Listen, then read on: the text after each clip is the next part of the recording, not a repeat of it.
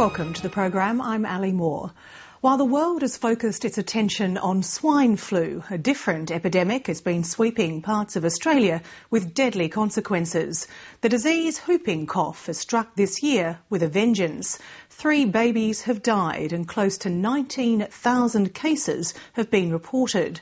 And doctors warn it could get a lot worse if parents don't vaccinate their children.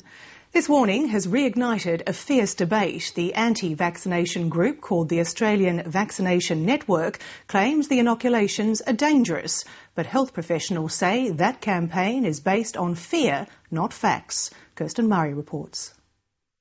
This is Dana. Dana who? Dana Elizabeth McCaffrey. I just clearly remember, sitting on the lounge after feeding her thinking, we've got everything we've wanted. That feeling could not get better than that. In February this year, the McCaffrey family became 5. But Tony and David McCaffrey could not have predicted the danger their baby faced. 2 weeks and 4 days or something. When Dana McCaffrey developed a runny nose, her parents weren't worried. But then they didn't know their child had been born during one of the worst whooping cough epidemics on record. James, turn around. Say hi. Still, no one suspected she could have the deadly disease. It would take 4 trips to the local GP before whooping cough was finally diagnosed. And within days, this baby was critically ill. It's just pure torture. You see your precious, beautiful little baby. Every portion of their body is in pain. When they cough like that, their eyes just get wider and wider and they're just pleading with you to make it stop. It is horrible to watch. These babies survived. Dana McCaffrey didn't have a chance. Her tiny body couldn't withstand the pneumonia and aggressive bacterial toxins that set in. A priest came and baptised Dana.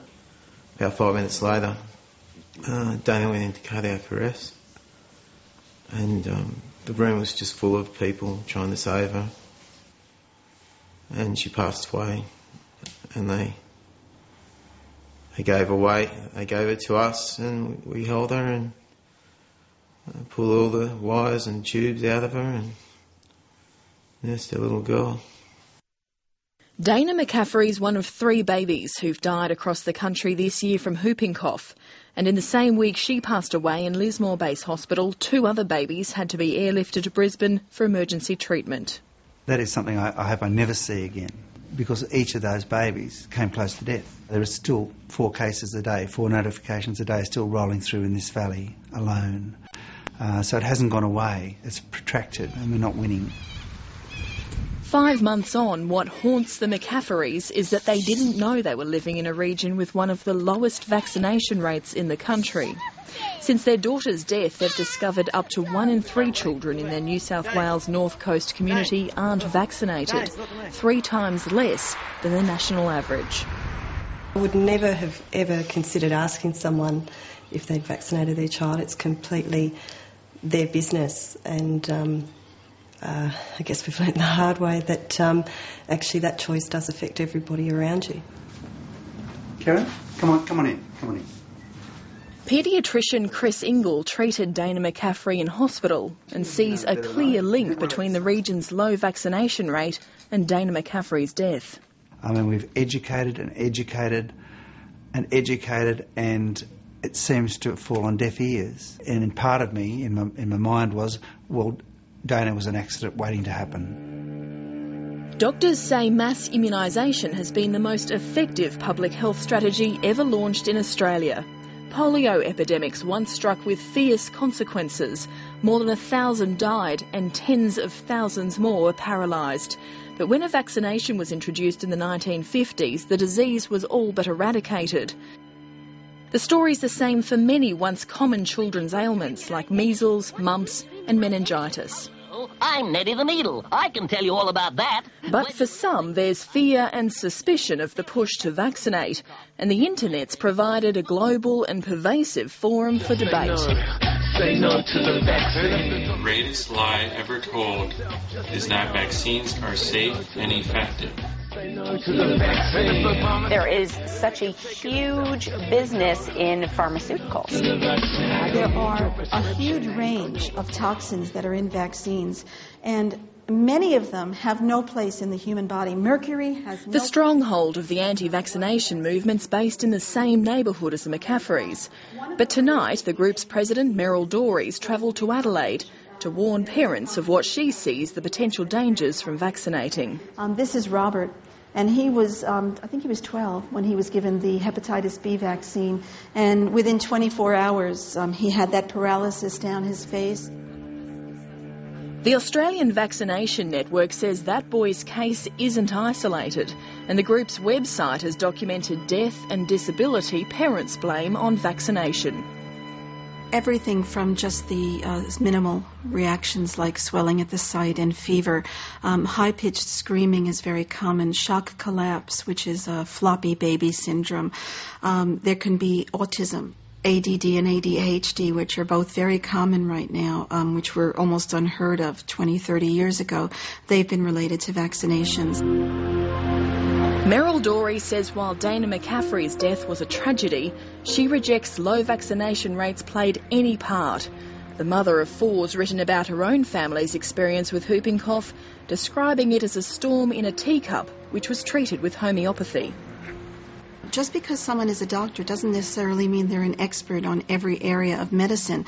And unless they've actually done some independent research into vaccination, they may not know more than the average parent who's read a few articles and a book or two about vaccinations.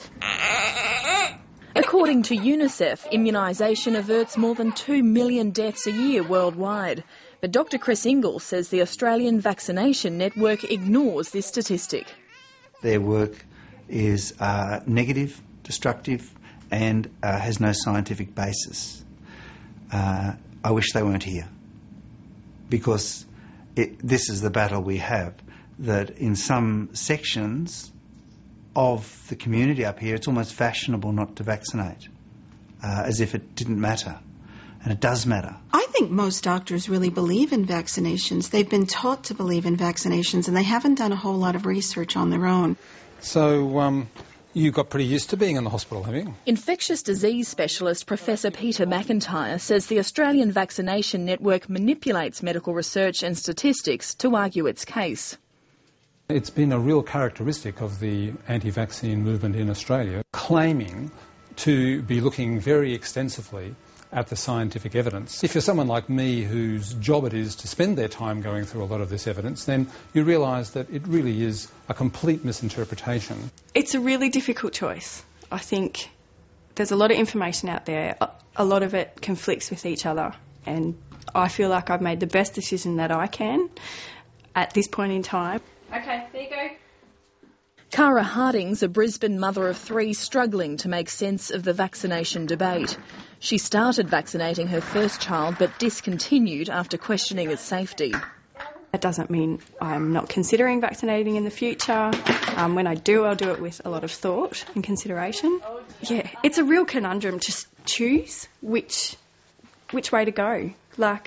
And my choice is to not vaccinate yet. Doctors concede there can be side effects, but argue the health risk of not vaccinating is far more dangerous. Seeing a baby, as the McCaffreys did, die of whooping cough is a terrible experience. Seeing a child die of measles is also very sad. Seeing a child die of tetanus, seeing a child have a bacterial meningitis. All these diseases are very, very nasty. So making people aware of how dangerous these diseases were before vaccines were around, I make no apologies for that. In an effort to protect the youngest and most vulnerable from catching whooping cough, Professor McIntyre is about to trial vaccinating newborns. Any wise words for your third born? Don't date till you're 30. For parents and grandparents of newborns, authorities are now offering free booster shots to target those adults whose immunity would have waned since they were vaccinated as children. For the McCafferys, they're left wondering why not one health professional warned them of the whooping cough epidemic. As they await the outcome of a New South Wales Health Department investigation into their daughter's death, they hope lessons learnt will save others. People need a personal story to be able to associate with. Well, they've got a personal story, they've got ours. And I'm just asking the government to use it.